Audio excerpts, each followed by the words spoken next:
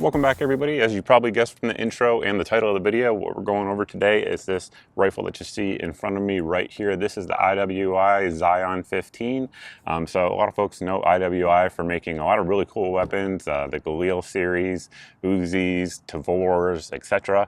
But the majority of those, not all, but the majority of those are actually made over in Israel, whereas this one here is actually made in America, I believe in Pennsylvania. So a couple years ago, they actually started a full production plant here in the U.S., you know, with all U.S. employees and all of those sorts of things. They were making some of their other guns here. I believe the Tavor was actually made here in the X95 series, and they decided to go into the AR-15 market because why not? Everybody buys AR-15s, right? It's America's rifle, and this is their first run at it. And just right up front, I think they did a pretty good job. And I did request this. They sent it out, and today we're going to be bringing you guys the full review. We're going to go through the details of it, how it's performed, what I think of it, etc., pros and cons. But before we do that, we're going to go check out the accuracy. Now, typically I actually walk you guys through the accuracy, showing it in real time. However, when I actually filmed this, I thought initially that I forgot to hit record, but I didn't. I actually did hit record, and my camera just decided to stop right after I fired a fouling shot, which you guys are probably seeing here on your screen right now. So unfortunately, we're going to skip that, but hey, it's convenient for time's sake, and we're going to go look at the target and show you what kind of accuracy we got out of this particular rifle. And we did have the primary arms 4-16 GLX scope on there, so we had plenty of glass. The target was downrange at 100 yards. We were using this very shooting rest, and let's see what those groups look like. As I probably just said, when I got done firing, I went up to the camera to stop recording and realized it wasn't recording, so sorry about that. But regardless, we have the groups. We're going to go over them either way.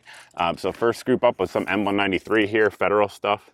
And we are right at 2 3/8 on that one in terms of the group size. Then we came over here with some federal Sierra 55 grain. That's the all copper round. And on that one, it opened up a touch to 2 3/4 inches. So apparently the barrel, not a huge fan of the lighter stuff. But then we had the Winchester 69 grain here, which that uses the Sierra bullet as well. Hollow point bullet tail, it didn't really like that either. So just depending on how we measure it, we're right at just over 2 inches on that one. Maybe 2 1/8. Then we came over here with the Federal Gold Medal Match, which again, longtime viewers of the channel know, generally shoots pretty well in just about every barrel. And we are right at dead on an inch on that one. So MOA group there, I'll take it whenever we're using a mil-spec trigger. If I can get one MOA, it's shooting pretty well. I'm not sure how much my lavalier mic is going to pick it up, but today seems to be like geese migrating to eastern North Carolina day, and the lake here is full of them, and they are just chirping at each other left and right, but we're just going to push on and go through it. So you guys just saw the accuracy there. Definitely like that Federal 69 grain load. And you know, if you guys have watched the channel for a while, I always harp on this. My sample size in terms of accuracy is with me in those loads that I happen to test that day. The Federal load is a very consistent load. That's why I typically like to use it, but I can't say I guarantee, but I can pretty much guarantee that if you test other loads in it, you're going to find some others that'll shoot MOA or better in this gun as well, if the shooter does their part. So why do I say that? Well, the barrel. So the barrel itself is made out of 4150 CMB nitrided steel, and of course nitriding, for folks that don't know, is a surface hardness. It gives it good corrosion resistance and many other properties, lubricity as well. It's got a 1 1/8 twist on there, so that sort of is like, kind of like the happy medium that a lot of folks really are looking for these days. It stabilizes the heavy stuff well, it stabilizes the lighter stuff well, but as you guys saw with the 55 grain loads that we used, didn't really like it all that much. But again, still, in my opinion, perfectly acceptable accuracy. Now the barrel itself is a mid-length barrel, and it does have what IWI calls a SOCOM profile. Now it's not really a SOCOM profile, because a SOCOM profile is a very specific one. IWI, you should know that. but it's heavier than normal, so it's actually a little bit heavier than the government back here behind the gas block, and it's heavier than government as well in front of the gas block. I wish they sort of reversed the profile though, because it's heavier up front than it is in the rear, and really you want, if you're going to go with a heavier than normal barrel, you might as well have that weight back there towards the chamber, because that's where it gets the hottest and has the most erosion issues. But that heavy barrel is going to give you a little bit more consistency. Should you get it really hot, start mag dumping through it, you should have less dispersion than what you would have with a lighter weight profile. That said, modern barrels, stress relieving is so good on them that they all do pretty well in that, especially if you compare it to like a 20 or 30-year-old barrel. Anyway, moving on. We do have a 15-inch Mwak handguard, and it has the Mwak at the 3, 6, and 9 o'clock position. It also has the Mwak at the offset position. So in terms of mounting accessories, I mean, you really can't do much better than that. It's got a nice slim profile that a lot of folks like. Obviously, we have the mod light mounted up in there, and back here, the lockup system is one that a lot of companies use, honestly, because it's a good one. So it actually, our nuts here index with the barrel nut itself, so that way it can't go forward. And then here on the sides, we have these anti-rotation tabs, which is nice because it can't rotate, so it can't go forward because it's locked into that barrel nut, and then can't go sideways because of those tabs. Now, also, I should note underneath here, we do have a gas block, and I pulled this completely apart. You guys are probably seeing the pictures, and I checked. It does have thread locker, and it is dimpled with the gas block. So if you watch the channel for a while, you know I'm a fan of pinning gas blocks if you can. That said, I always say the second best way to do it is to use a high temp thread locker and dimple it. They did that, so it's perfectly fine in my opinion. Additionally, I did undo the barrel nut to see if they used that arrow shell, which is mil spec, and they did, so good on them for that. They're checking a lot of boxes so far. Before we continue rearward, I should mention that it does ship with the A2 flash hider. I am a big fan of that. However, you guys have probably seen it being shot with a couple different ones during this video so far. So we have the Dead Air Sandman K on there. We also did test the fuel filter suppressor, which we eventually blew up as well on this rifle. So there is that, but the A2 is good to go, solid in that regard. Now the rifle ships out, shut up geese. The rifle ships out with a Gen 3 windowed P-Mag. In my opinion, it's the best magazine out there for the AR-15. Now I'm sure the comment section is going to go nuts over that, but that is my opinion. Anyway, I should also point out that the rail itself, as well as the upper receiver, are not T-marked, so folks who are into that just know that going forward. But it is mil-spec 7075 T6 aluminum with a Type 3 hard anodizing. The same is true there for the lower, and the upper and lower are super tight. I know some folks are really into that. If you're into that, hey, this one is going to do it for you. Now, the controls themselves, the safety is left side only. It is not ambidextrous in that regard.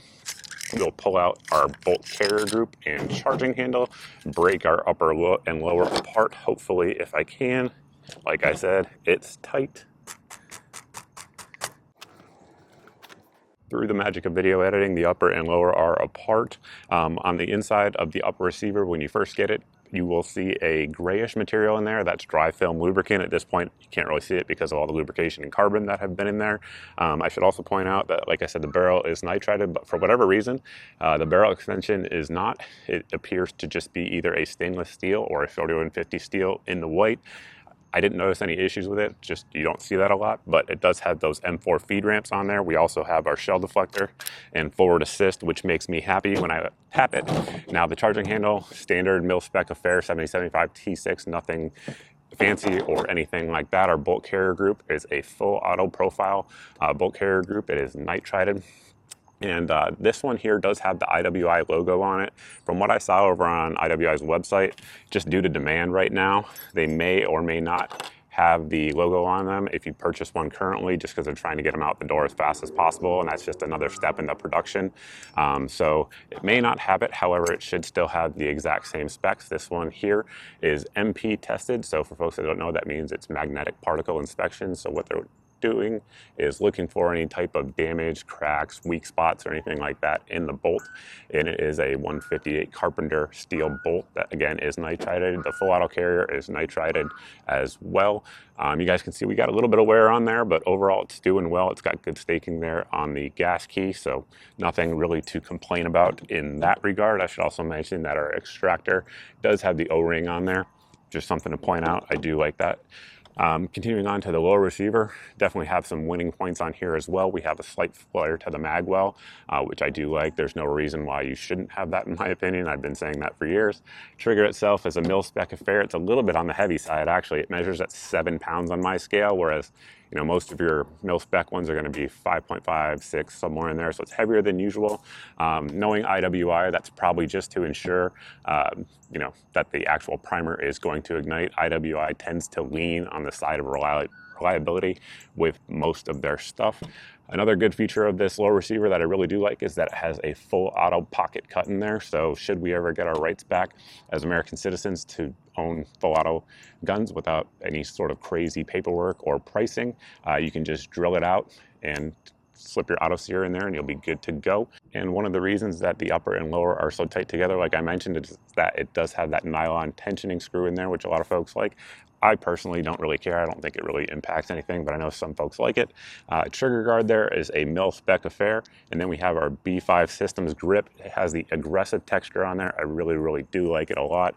It has a more vertical angle that a lot of folks like. It puts your wrist in a little bit more of a neutral angle than the standard A2 or A1 would. The actual castle nut on here is staked twice, so good on them for that. The receiver extension is 7075 T6 aluminum, 6th position. And then our stock back here is a B5 System Sop Mod Stock. This is one of the more proven stocks out there on the market. I have a full review of it, but it's been used by militaries around the world. Very, very good stock. It has a little bit wider cheek weld than most folks are used to with the mil-spec stock, but it has the quick attach sling swivel points back there, as well as our traditional sling swivel points.